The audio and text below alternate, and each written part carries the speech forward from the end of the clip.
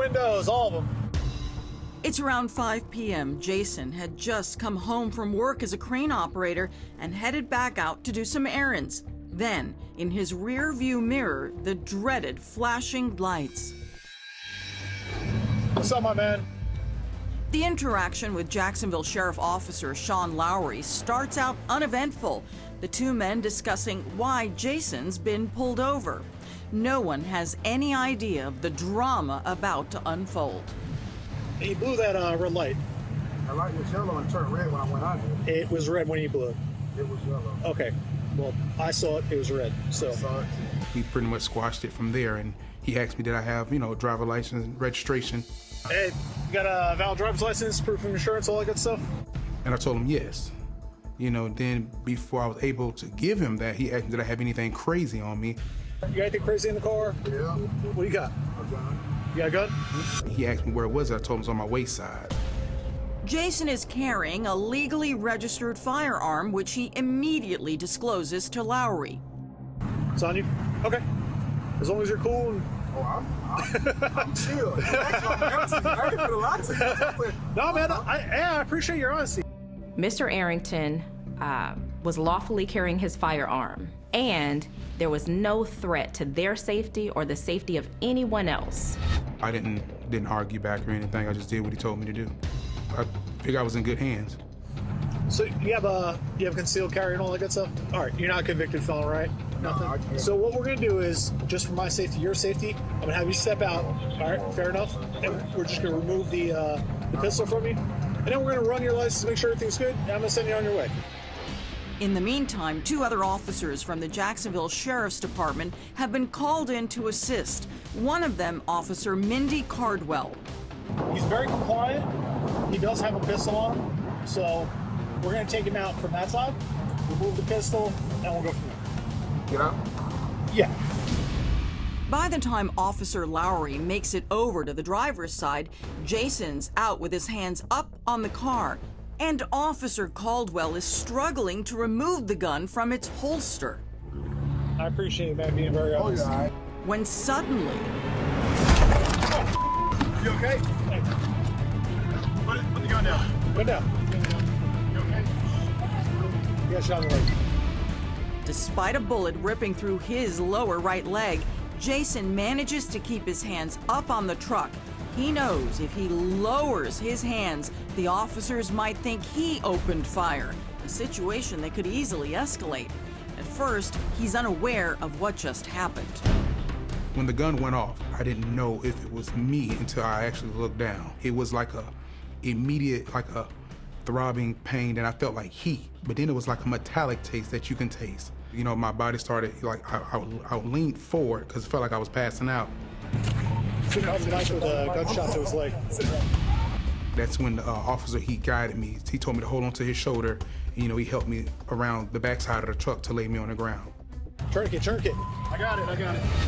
As Officer Austin Weipert ties Jason's legs, Officer Cardwell stands by, seemingly paralyzed. As I was looking at the lady officer, she just had a blank stare at me. She didn't say anything to me, not one thing. She just stared at me the whole time. Officer Cardwell's demeanor after the shooting, leading up to and certainly after the shooting, was troubling, shocking, cold. She never even said, "I'm sorry," or "Are you okay?" Hang in there, brother. Rescue's coming.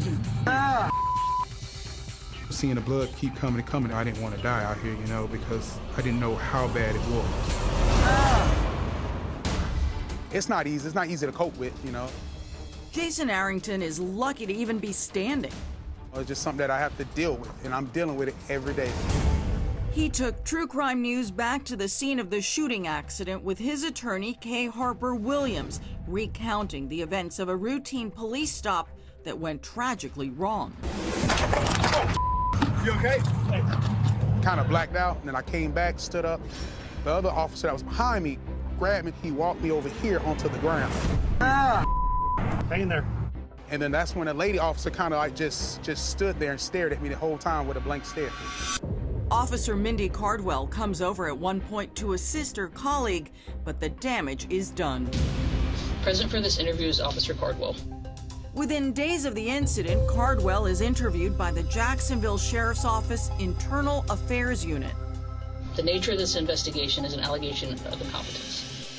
The interviewer has Cardwell reenact how she mishandled Jason's gun while attempting to take it out of the holster. Arrington's attorney says her first mistake was using her non-dominant hand. Can you should put your left hand on there? So you think that when you pulled up, your hand was kind of down that way? Yes, ma'am. And so, but you were trying to, was your intention to grab right here only? My intention was never to grab here. My intention was to pull the gun from the back of the hand. Okay, and your fingers just happened to slip in there? Yes, ma'am. Okay. She stuck 2 fingers inside the trigger guard. Gun Training 101 tells you that unless you intend to fire the gun, do not stick your finger inside the trigger guard. And shockingly, pulling the trigger shouldn't have been easy for the senior officer, given the settings of the gun.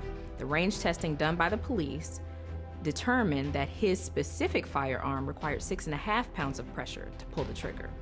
So this is not a hairpin trigger. You would feel comfortable saying that it was negligence on your part? We are trained to not put our finger in the trigger guard, yes, ma'am. Okay, all right. This interview is concluded at 3:04 p.m. Officer Cardwell was fired about 5 weeks after the incident. Well, when I found out that Officer Cardwell was terminated, it was the proper thing to do, you know, proper protocol. But in that one moment, everything changed dramatically for Jason, who turned 40 a week later.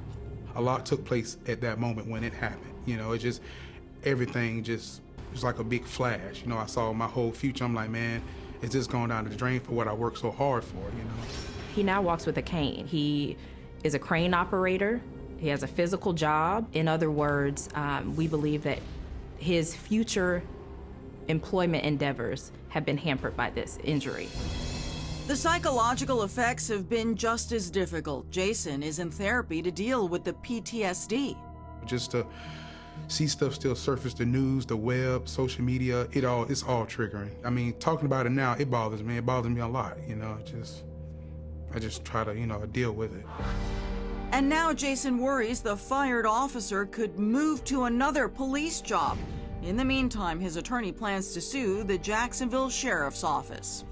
In the internal affairs report, Officer Cardwell claims that she was not trained, despite her being the most senior officer on the scene, and despite there being proof that she received the training, signed off on it, she and the other officers. So we'll see how that goes in court. You know, I just try not to dwell on it, you know, try to let it pass, you know, but it's still in my mental. I mean, I think about it every day. It's not something that just went away. No, I think about it every day.